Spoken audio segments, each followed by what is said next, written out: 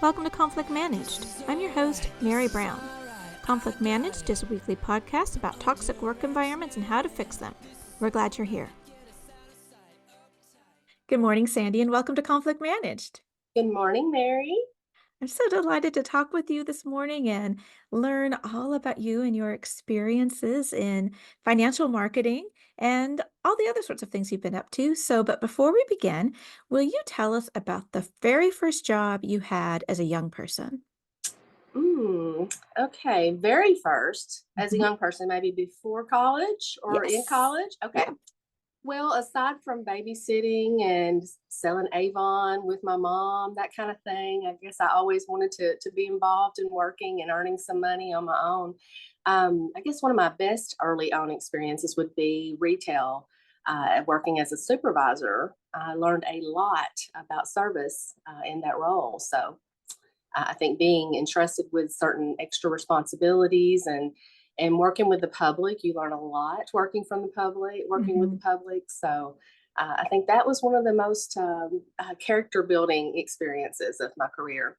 So tell us about that. What were you doing and what did you learn? Sure. Well, it started out just as, cashier and, doing the normal active stuff. All those years ago, it was a lot different than it is today. But I enjoyed again, the people aspect of everything. As time went on, I learned more detail and more responsibilities and taking over the supervisor role was, that's a big thing when you're in high school and college. Mhm.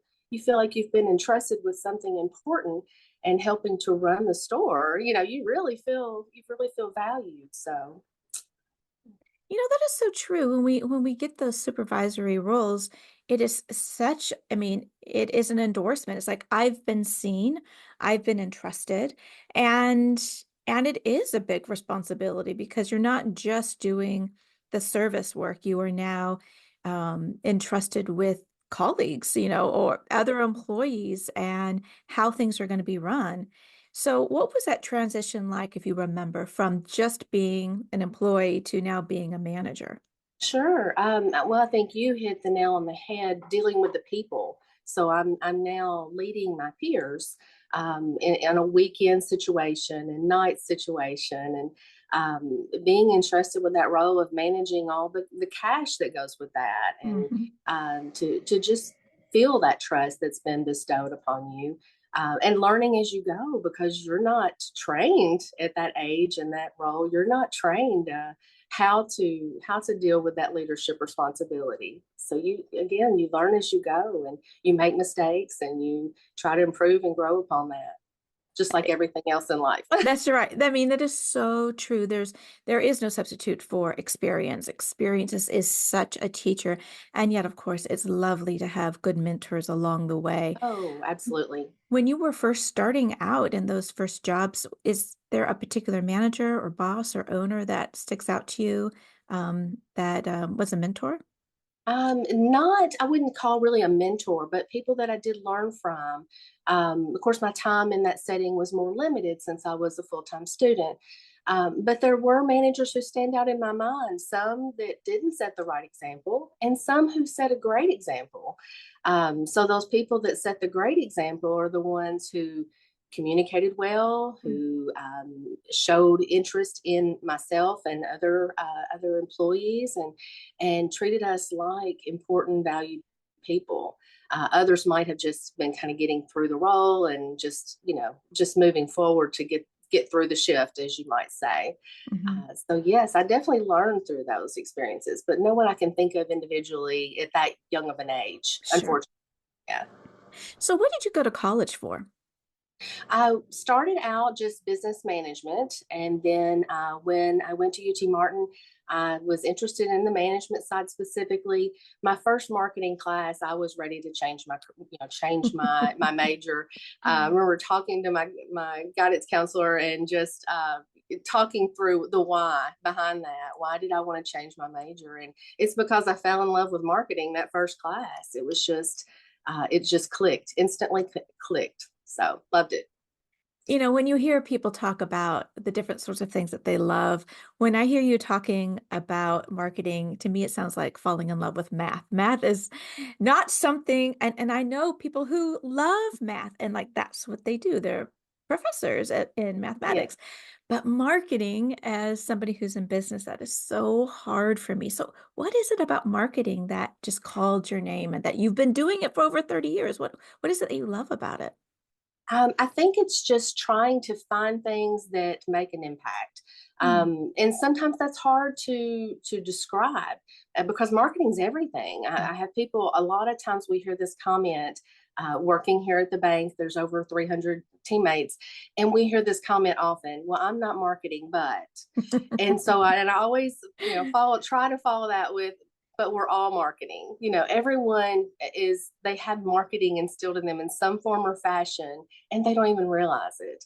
But I think it's the management of that marketing, and to follow those strategic paths and to try to accomplish those strategic goals through your marketing efforts, through providing the right services and meeting the needs, identifying the needs, and then meeting the needs. Yeah, I mean that's a wonderful answer, and it is a good reminder that whoever we show up, because as you know, I'm very interested in professionalism, and professionalism is a marketing. Who am I? Like, what do people say when I am not in the room, when they see me coming? What are they getting out of me? And I suppose that is a kind of marketing in a way. It Would you is. It's say? marketing yourself. It Mhm. really is. Right. So, you went through college, and what was the first job you had post college? Okay, right out of college, I was fortunate to accept a marketing role at White and Associates Insurance. So it was a startup position where I ended up staying for 14 years. Uh, that's a great opportunity that I was given. They had talked about starting a marketing area, and then here I wandered upon through the right connections. And I think so much of life is about the right contacts, and I was very grateful for those right contacts in my life. So that flexibility in that job allowed me to grow a career while growing my family. And then that role came full circle several years later when I began working at the bank's marketing or the insurance marketing partner, which was First Citizens National Bank. So that was just 4 years later that I ended up being part of the work family where I had started out, and such a good relationship that I was glad to rekindle. And that is the role that you currently have. That is correct. So being in marketing for your career, what kind of changes have you seen, and what kind of challenges have you seen um, since you've been marketing? Okay. Well, of course, the bank's been around a lot longer than I have. So that alone, 135 years of history brings forth its own challenges and opportunities. So lots of changes that we've all seen. We've seen changes in technology. So banking technology is no exception. We're always seeing upgrades in technology. And as consumers, as customers, we all expect more and want more constantly. So our goal is to continually deliver that, and to still remain that community bank, to still be that local community feel, so to be able to deliver that service that everyone wants. I've heard so many seasoned teammates here at the bank who have talked about just how the workplace itself has changed Yeah, over that amount of time. yeah. Clothing selections are completely different 50 years ago than they are today. Hmm. What's acceptable now versus what was acceptable then is totally different. We've gone through a pandemic in recent years that has evolved caused so many other things to evolve.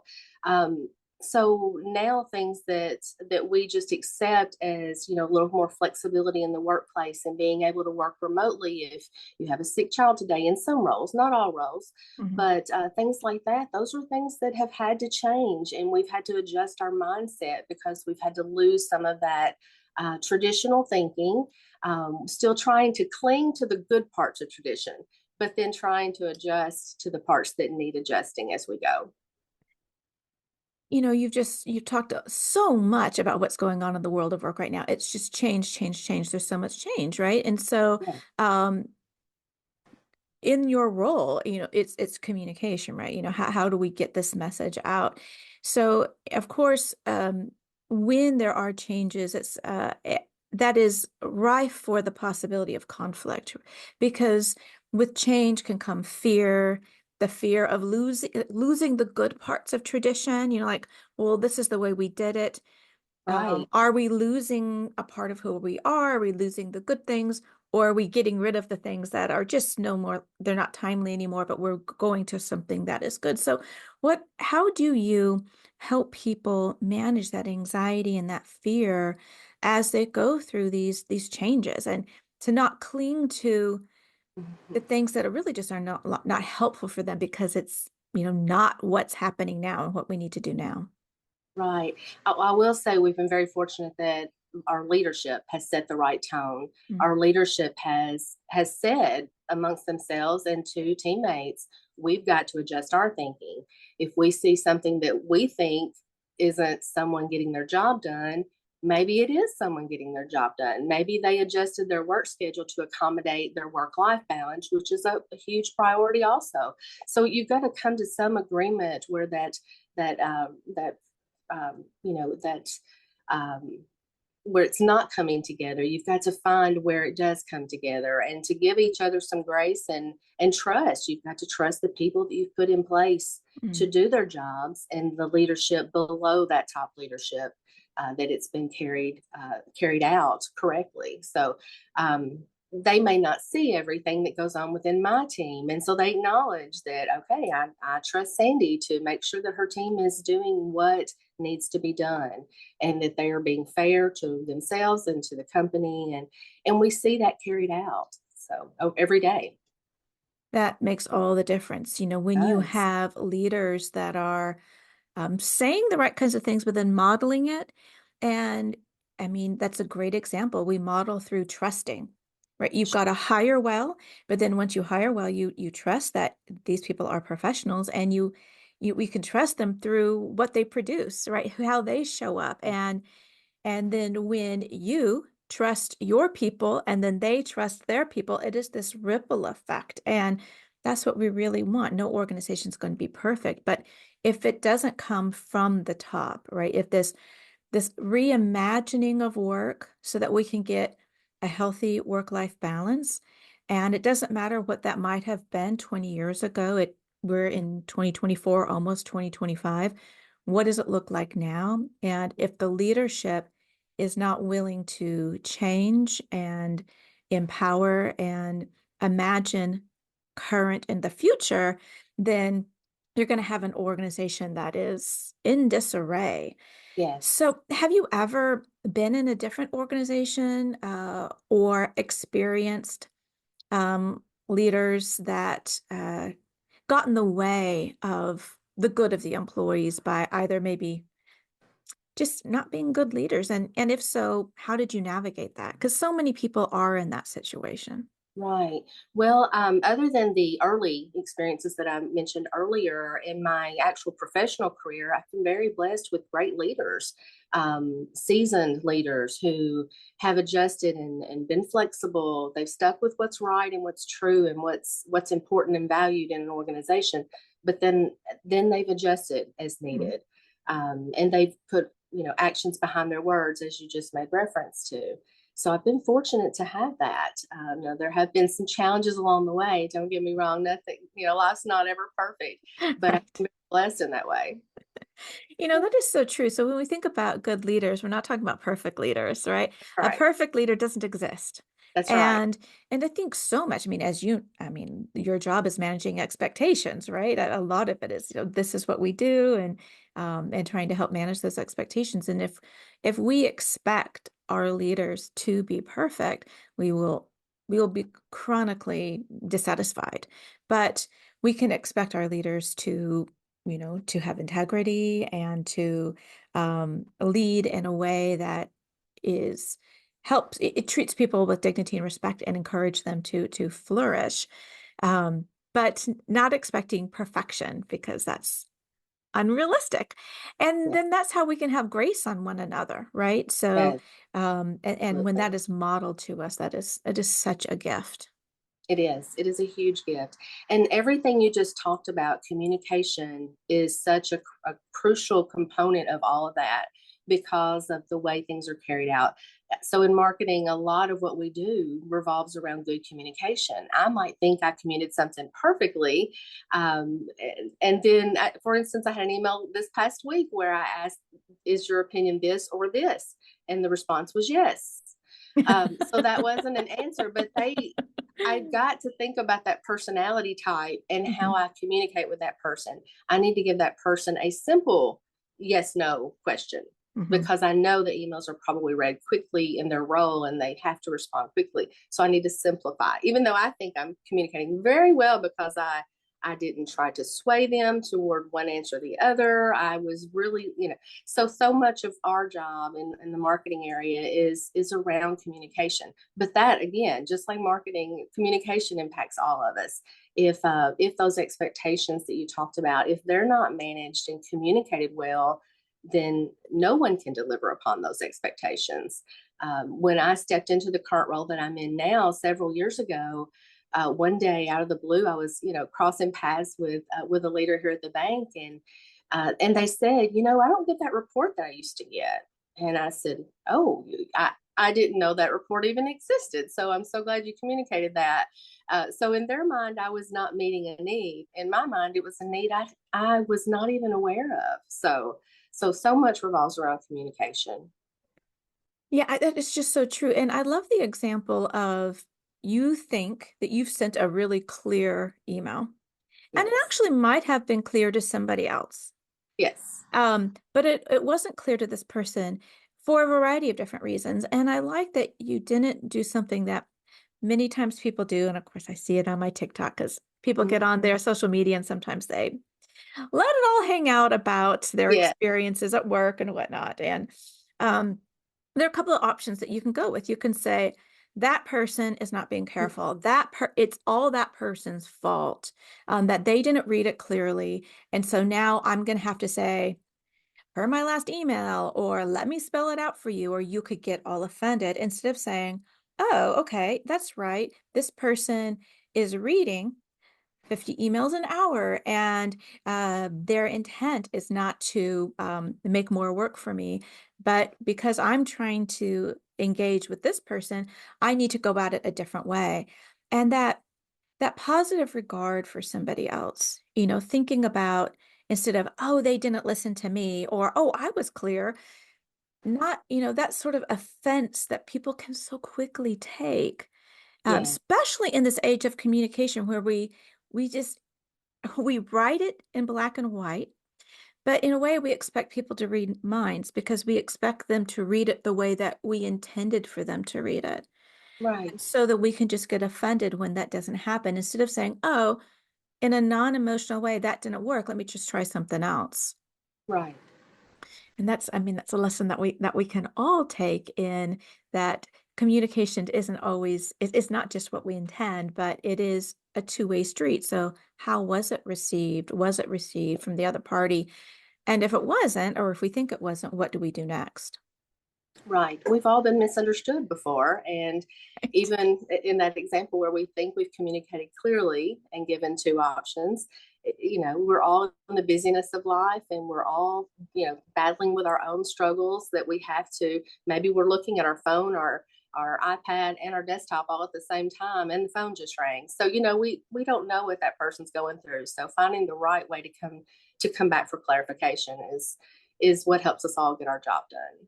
So. Yes, absolutely. And of course, the time that I read my email clearly is after I hit send and I Sure. respond to somebody's email with what I thought was there. I'm like, oh, that was a this or that, or they were asking something else. And then say, I have to then say, oh, what I really meant was this. And they think, oh gosh, I need to slow down, Yes, we've read all this a done little bit more carefully. And we've all been there. And if we're not, then we've not gone back.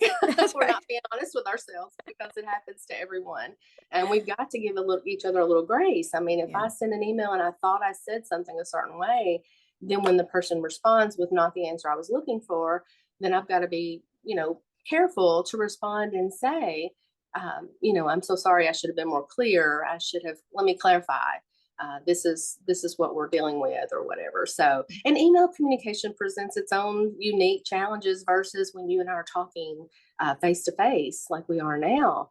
That's a whole different ball game because you don't have tone, you don't have all those other things that we're also keenly aware of.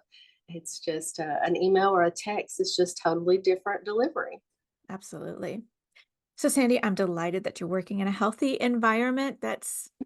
So many people, of course, want that, and it's unfortunately it's not the rule; it's more the exception. But even then, we are humans. We have conflicts. The conflict isn't the problem; it's when we don't manage it. Can you tell us about a conflict you've had at some point in your working life and how you dealt with it?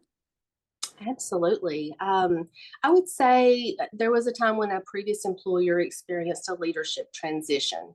So, leadership transition is tough on Hmm. everyone. Sure. It's tough on the person who stepped away. It's tough on the person who stepped in. It's tough on all that are in that area. So, I had a great experience with the initial leader.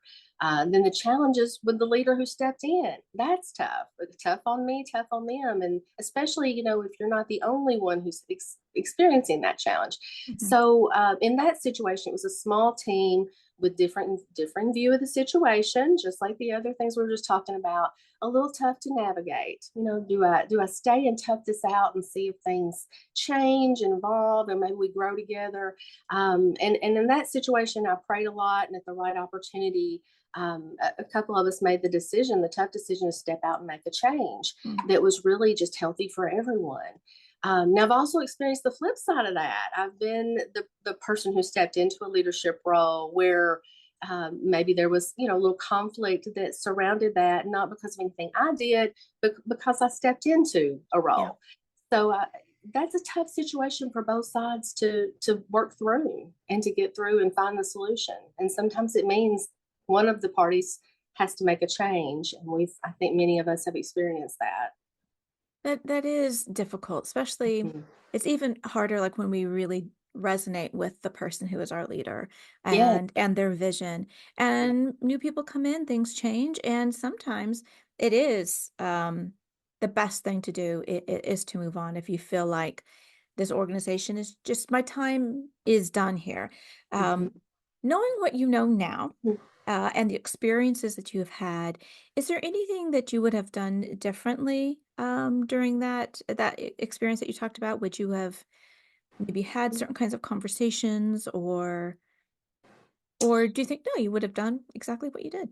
I think it probably would have ended in the same result, Mm, but I do think maybe I would have maybe just I don't know what I could have done differently. I really mm, don't. Looking back to going through that experience, I'm not sure what I could have managed, what I could have controlled to have done differently.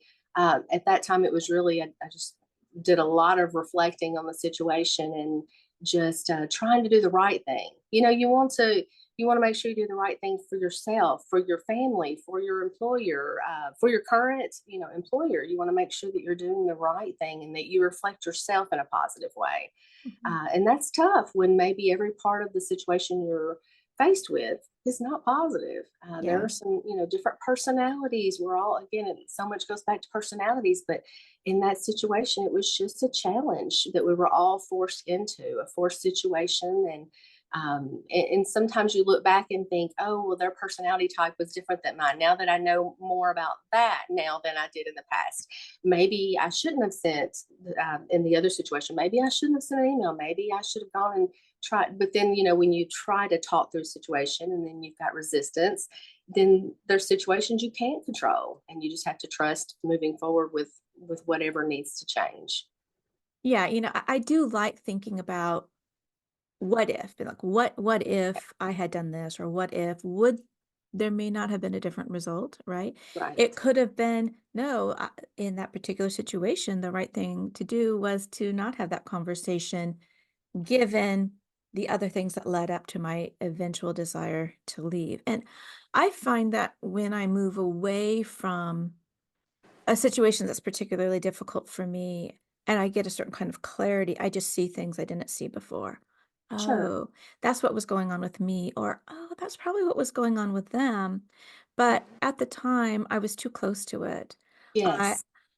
I didn't see the power that I had, or I didn't see these other possible paths, um, or, uh, I always just think it is interesting in those difficult situations to think about, um, because I'm very interested in personal empowerment, and so a lot of times Mhm. many of us are conflict averse, and so we um, don't have those difficult conversations, or we take a negative. Sometimes, obviously, work environments can have these adverse effects on us physically and mentally, and Yes.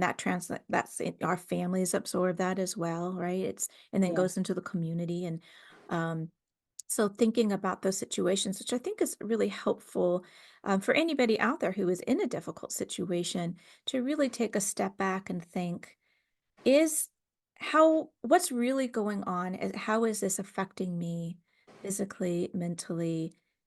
And when we make those sorts of assessments, then we can really think, is this something that I need to stay and fight for? Um, this is not my time, because I really need to be concerned with our physical and mental health. I mean, what else do we have if we don't have those things? Right. Right. Yeah. And when you're struggling in that way, it's not a comfortable situation for anyone. No. So, but you are right. There are times when you look back and you reflect and think, maybe I shouldn't have even had to tried that conversation. Maybe that was me trying too hard, or maybe that was something I should have let go and just let it resolve itself, or let that person who has the conflict, let them try to resolve. And sometimes finding that right balance between what do I try to fix and what do I try to allow to fix itself, or for someone else to fix. Maybe it's not my problem to fix. Yeah. And that's probably the hardest part, is when you can't fix something, no That matter no matter how hard you tried. Yes, and I'm so glad you said that, because I am also a recovering fixer. I want to fix everything. And one thing I've learned a lot is to take a step back and see how the person who I feel is causing me pain is situated within an organization. And so I now try to ask those organizational questions. What's going on in the organization that is either allowing and or encouraging this particular kind of behavior that I find problematic? It may not be problematic for anybody else, but for me it is. So Yes. why is this person acting this way? They are within a structure. So what's going on with that structure? And for me, that helps me not lay all the blame at the feet of somebody else. And so Yes. I can think about, okay, how is this? It's me that it's affecting. Why is it affecting me this way? What does the organization see? And then it helps me see, what is this person actually doing, right? Or how can I now move forward? Because it is giving us more information. I've got myself, I've got the organization, I can maybe think about the behavior this person is doing. And I think that can help us see, is this something that I can quote unquote fix, live with, or this is a structural problem and I don't think I'm going to be able to affect that kind of change here. Right. It's tough decisioning sometimes. It is. So as you have grown as a leader yourself from that first job as being a manager in the service industry to where you are now, how has your leadership um, philosophy and the way that you lead others, how has that changed through time? Hmm. I think I try to think about how I impact a situation or a relationship. Sometimes that's stepping back and letting that person talk more and Mm. hearing them more. So I think that I have learned over time and still, as we are, it's still a work in process. But trying to listen to what's going on around me more, and to take that into consideration when I'm making decisions or when I am trying to move forward, not ruling out, other thoughts just because that's not my thoughts. I definitely don't want, that could hinder, especially in my role. I think that's an ongoing thing for all of us, just to be aware of the other people around us and to try to be more considerate of them. Give By focusing more on them and focusing less on ourselves. It's a healthier environment. It's a healthier work relationship. It can be, I mean, absolutely. And it can be tough to do, because when you're Yes. managing, especially something like a marketing team, what they do um, impacts the organization, but also your reputation. And Yes. so Absolutely. I mean, why are people micromanagers? A lot of time it's because of that. Your work reflects on me because Yeah. I'm managing you, and it reflects with marketing on the whole organization. Yeah. So, do you deal with any of those sorts of fears? And if so, how do you overcome that? I do because in a group where you want creativity to flow and you want each person to have their own mindset, their own opinions, their own thoughts that they're going to bring to life, that's what we empower them to do. But balancing out what you just said is tough sometimes because I don't want to sound like I'm a naysayer if I'm questioning my team as to, well, why do you think we should do that? Or when you're putting that out there is a little, you're invoking a little doubt. You don't want them to feel inhibited. You want them to still feel that they are empowered. There are times where maybe something's not the way I would have done it, but that's okay. I mean, it might be better because I didn't touch it, and that's great. That's wonderful when it works out that way. Or it's all about opinions. I mean, my perception might be different than yours. I might look at something and think, um, oh, we really probably should have done that a little bit different. But you may look at it and never cross your mind. That may never cross your mind. You might think, oh, that's so well done. And that's what we want. That's exactly what we want. But when you work together as a team, when you communicate well, and then carefully, I hope I carefully do that. I try to carefully do that when I do question like why we're doing a certain task or a certain ad or a certain whatever. When we're doing something a certain way, are we doing it because that was easier? I don't, that's not my team's mindset. They're not Mhm. looking for an easy way out, so I can pretty much dismiss those kind of things. Mhm. um, but sometimes a difference of opinion is good. Sometimes it'll turn out better than if I had full control of it. Many times it will. So not only has the world changed when it comes to banking, but certainly marketing, right? With all social Yes. media and you know, what print used to be, what print is today. Just so much that has changed in the world of marketing. So I'm very interested in the generational wars, divides when it comes to Yes. work. How do you what do you see and how do you deal with generational differences, especially doing what you do with marketing? Yes, well, some of our marketing is targeted by generational measures. Sometimes it's tough. Many times it's impossible to really do it well, but you just do the best that you can. So we've got generational differences internal. So you've got your internal marketing side, internal marketing hat, and then you've got your external marketing hat. So we have had regional leaders previously in the past who have said, well, I don't think we should be advertising on this radio station. And said, I never hear that. And I've had to kindly say, because I love this person. I love this person that I'm actually using an example of. You're not our target. You're not our target market. I love you, but you are already here in a different role. In our marketing message, we're not targeting you. And that's a hard thing because we're thinking from our personal perspective. We're not thinking from a bigger picture perspective. And so we strive to do that and continually growing and trying to change to do that even better every day. But that's one thing that's hard because everyone has a marketing opinion. Everyone has an opinion of what marketing should have done. And that's one of the hardest parts of my role, I think, over the years that I've accepted, that I've just understood that I can't please every single person because every single person has a differing opinion. I try not to go just by my own opinion. I try to involve the opinions of others who do matter, pertaining to that particular message that we're trying to communicate. And that's tough. It's great. For example, you mentioned social media. So, our group, I think, in my personal opinion, and based on all the statistics that we measure and all of that, we do a great job with social media. Our digital marketing coordinator does a great job managing that. But if you're comparing us to a large national brand that has millions of followers, it's different. The message is different. Everything about the communication and the channel is different. So depends on what you are measuring by so many times. So, but we Yeah. try to measure appropriately and continually looking for better ways to measure what we're doing. Yeah, so when we come to the internal marketing, we think about the people in any particular organization. We want the people in our organization to reflect the place in which we are, right? Yes. So, all multifaceted as the communities in which we live.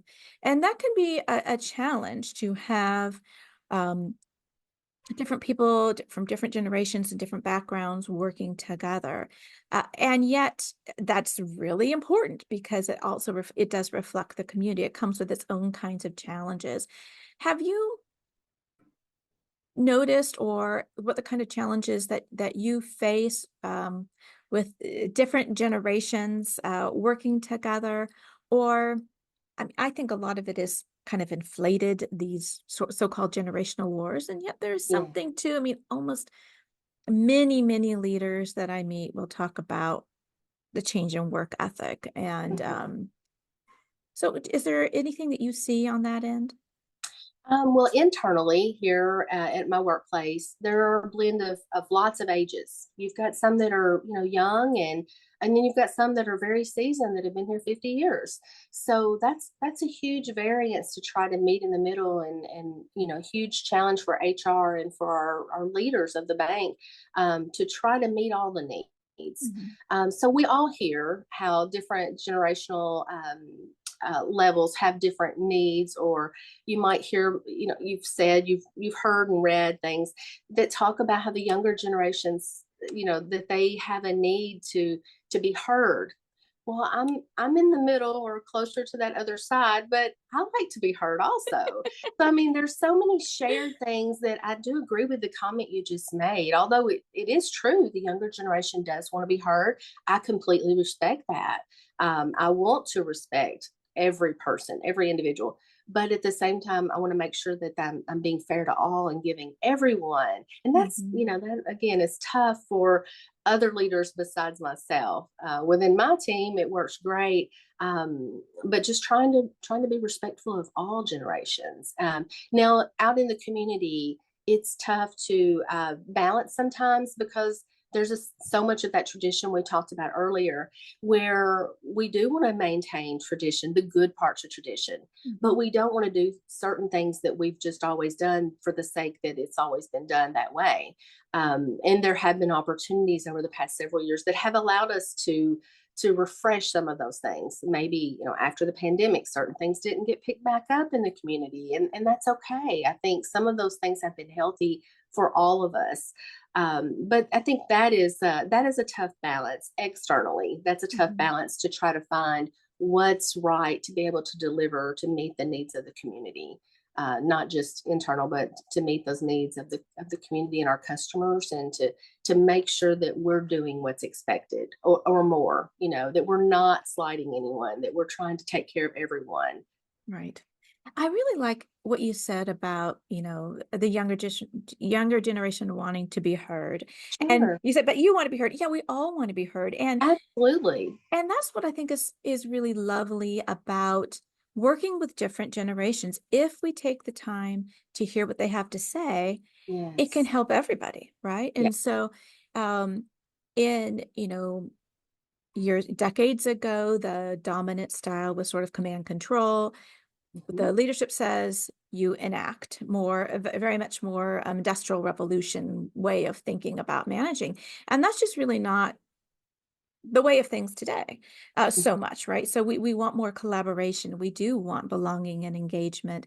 And there's so much to learn from younger generations. And there's so Absolutely. much Yeah. to learn though from Yes. seasoned Yeah. professionals. And the more we can make that space to to learn from each other instead of write each other off, right? Yes. Um, so that this whole idea of community, the community at work, right? So that our internal stakeholders, how do we build an actual community with each other? And it's really what you've been talking about listening and trying to communicate and thinking about my role as I was just talking to somebody else the other day, and she talked about it as being a citizen, a citizen where you work.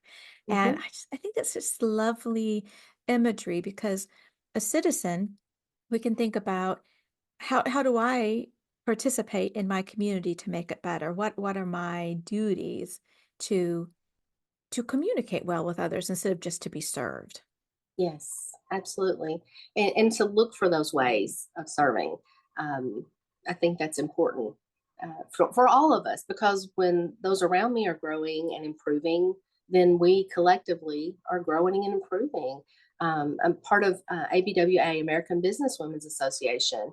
And in that example, you have different age levels. You have some that are maybe just starting their careers in the early stages of their careers, and you've got some that are closer to retirement than not. So I think we all bring something unique to the table, whether it's in the workplace or in an organization, and we all bring value together. That my perspective is not the only one that matters. So if we're going to put on a great event, or if we're going to accomplish success together, we've got to all provide some input so that we do that well. We have here at the bank, we have a lot of well, we have regular project meetings. We have opportunity for everyone to talk about where we are on a certain project, and then interject from maybe from their angle. If we hadn't had that good communication, that conversation where we're all around the same table, making sure we're all on the same page, then you lose that shared focus and you lose that perspective. If someone does bring up something that marketing would have never thought of, but it's an unintended consequence that we want to make sure we address before we proceed with this message or with this whatever. So it's just important for everybody. Everybody is here for a purpose. We're all being paid in the workplace, so we should all be able to present some value toward improvement, to ongoing improvement. So I like that you brought that up about meetings because a lot of times the talk of meetings is like, oh gosh, another meeting. Well, mhm. obviously we can have too many meetings, Sure. meetings without points, but there's nothing like a meeting that has purpose, a meeting that does exactly what you said. That makes me feel energized because Yes. I am a smart person. I have fantastic ideas. But if you and I get together and meet about something, whatever we do, oh, we did work on an event together and I had my Yes. ideas. And then you said, well, what about this? And then it is better because you see what you see, I see what I see, and we really are better together. And so to Absolutely. create an environment where the reason we're meeting is because we have this common goal, but we value and we need other Mhm. people's perspectives so that we can meet our goal, right? Um, Absolutely. and that's, I mean, that's what we want, right? That's the gold standard of meetings that they Yeah. actually, it's not just information. Information is important, but there's Yes. a variety of ways in which we can get just straight information. But Yes. this idea, the synergy that happens, the creativity that happens when we pull from not only our own department, but other departments within the organization. Yes, and you made a good example in preparation for our recent Smart Women event that we partnered on. We brought in our Smart Women Advisory Board in that area and asked for their input to set ourselves up for meeting expectations. We found out what everyone had in mind, and then we all came together and were all in agreement on what the plan was and how we were going to deploy it, and it worked well, worked very well. And I saw this meme a little while ago. I thought it was so funny. When you're young, like a teenager, you don't want to be told what to do. You want to, do everything on your own. Don't tell me what to Yes, do. And now as an adult, I'm like, just tell me what you want. You know, yes, when I go to an organization and I deliver a talk or a training, I want to give the people what they want. And so if somebody has a different expectation, I desperately want to know that so that I can arrange my talk or my material to meet the needs of the people in front of me. But if I don't have that information or if I don't ask about that information, then again, so much of success is about knowing what an expectation is and then seeing what we can do to meet those expectations. yes, absolutely. So, when you think about your career, is there a particular mentor, boss, or colleague, someone that has really spoken into you? And if so, what specific things did they do that helped you grow as a professional? Well, I've had some great jobs and some great bosses. I would have to say, and I think you would agree, that my current is my favorite. And there's always that, give and take and learning as we go. But it's been a privilege to work with Judy Long, and she's one of those people that brings 50 years of banking. She brings that to the table. She brings that experience and that seasoned, her perspective. She brings that to the table. She's unique and inspiring, and she's a mentor to many. So I'm one of many that I'm referring to. But to have that privilege of someone who empowers me and my team to do our jobs, but yet if you have that ongoing regular communication, so that you make sure that we're all moving correctly, that we're all moving forward correctly, that's success. So my position reports to the president here at the bank, and then originally I reported to Jeff Agee when he was in the president role. When Judy Long came into that position, I was afraid of the unknown. I really didn't know that reporting to, everything was going smoothly with Jeff. It was great. Jeff's a wonderful leader. And I knew Judy she's enthusiastic. She's lively. She's just a wonderful person, but reporting to her has created so many successes, not just for me personally, but for the marketing team, for the bank as a whole, that we've kept that good communication, and that she has empowered us to move forward with all those things that have landed into the successful category. So I'm grateful for that, very grateful for that. And like I said, many have learned from Judy Long. I'm just one of many. So is what she does to empower you and your team, is it that mix of being trusted to go and do, but not just you're out wandering on your own without any sort of accountability. You Yes. you do you do and you are empowered to execute your plan, but she's there to bounce those plans off of, or like if somebody wanted to mimic what she does, what does she do for you specifically that feels so empowering? I think the fact that, well, of course, our leadership communicates well. I said that earlier, and she is part of that communication, part of that leadership from the top. So we are when we are clear on the expectations, Mhm. we know we will have a plan, and then we adjust as necessary because of that communication that's taken place at those project meetings or other. She's approachable. She's Mm. accessible. I want to be that same way. I want to be approachable. I want to be accessible. I want to make sure that I'm responsive. She is a good overall, able to look at the overall situation and piece things together. Mhm. If there's a change in the bank where we need someone in this role to step into a new area of the bank or whatever, she's open minded and she's forward thinking, and she looks at who has that skill set that's needed to succeed in that role. She asked her team for input. Mm. She has asked us before, me individually, and I know I'm not the only one. I know that I'm just one of many, but she will ask me, who do you see in Mm. this role? Who do you see that can handle this role well? And that makes you feel important. Now, Mhm. whether that advice is going to be carried out or not, that's irrelevant. The fact that she is listening and that she hears and that she's real, that empowers us all to feel like our opinion matters, to feel that my perspective of the situation is important to her, that Mm. she asked. And she knows that if I know of anything helpful to her to help her do her job, I'm going to make sure I reach out to her and that Mm. we have that two-way communication. Or if she questions something that has happened with marketing, my phone's going to ring. She's going to ask me, Sandy, why did we do so and so? Mhm. Well, again, a good opportunity for communication to say, well, this is what changed, Judy, and now this is how we responded to that change. Oh, Mm. okay, we're good. Mm. Or, well, I think we need to have a further conversation. Whatever her response is, that feeling of being heard, and we all want to be heard. Yeah. We all do.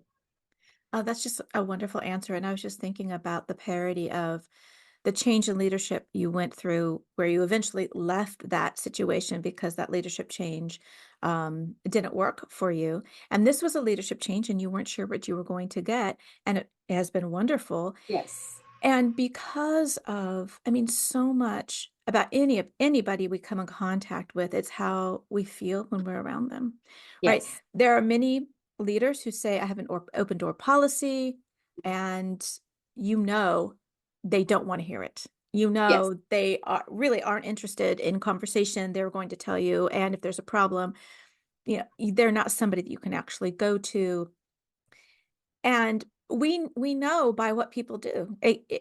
Do people, how do they show up, right? The professionalism of somebody, and I do know Judy, she's professional, right? Yeah. In this very giving kind of way. Yeah.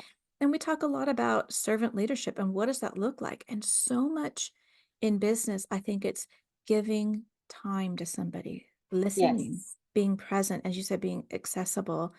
And the more we can do that, whether you are the president of a bank, the senior vice president of marketing, or somebody who is just starting in a retail position, when you give the gift of being present and listening to somebody else, that is, I mean, that's professionalism, and it's also just kindness and being a good human person. Yes, absolutely. And building each other up Mhm. is so it's encouraging. And even thinking back to that retail, supervisor experience that I had, that through that one experience, I fast forward had the right contact with someone who was able to help me in my education. Mhm. She was able to help me apply for scholarships that I was eligible for. But I stood out in her mind because of that retail situation that I had interacted with her. So we never know what kind of an impact we're leaving on others by the things we do and say and how we show we care. So that's just as important all those years ago as it is today. I want to make sure that my team knows how much I care about them, and that if there's an issue we need to deal with, then we need to deal with that. And if I have an issue, I know that there are leaders that are available that are going to help me deal with that. So very important. It's very important, and it's not a nice to have being a good colleague, being kind, being accessible, because that's good business. If Yes. the people on your team are afraid to come and tell you something is happening, that's bad business, right? Yes.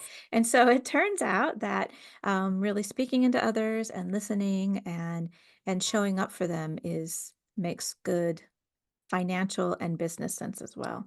Yes, absolutely. And it's good for everybody. It's good for you and it's good for everybody around you. So keeping Absolutely. all those healthy relationships to where they are impactful for each other, and that will come back full circle. It will definitely come back. Absolutely. So my last question for you is, as you look out into the future of work, I know you have children and now some grandbabies, and you think about them, all the people you love, they're young out into the workforce. So a little bit down the ways for some of them. What do you think needs to happen in the coming decades so that not only will everybody be treated with dignity and respect, that's baseline, but that people are encouraged to thrive and flourish? I mean, while your organization is doing some really wonderful things, many organizations are not. So, what do you think in general the culture needs to shift so that people are encouraged to thrive and flourish? Hmm. Well, of course, my children have gone totally different paths than I have. My oldest is a nurse, and then my middle child is a dental hygienist. My youngest is still in college. So I want to see I want to see them given many of the same opportunities I've been given. Some of the things that you experience over time, you obviously want things easier for your children. You want them to grow through the tough experiences, and that you have to go through the tough experiences to grow from them. So I want to see things continue to evolve as we grow and change and as our culture, but still stay true to what's right and what's important to all of us, which is that's shared no matter what industry you are in. If you're in the Mhm. healthcare industry or if you're in the financial industry, get that shared base of what we all, the same shared needs of what we all have.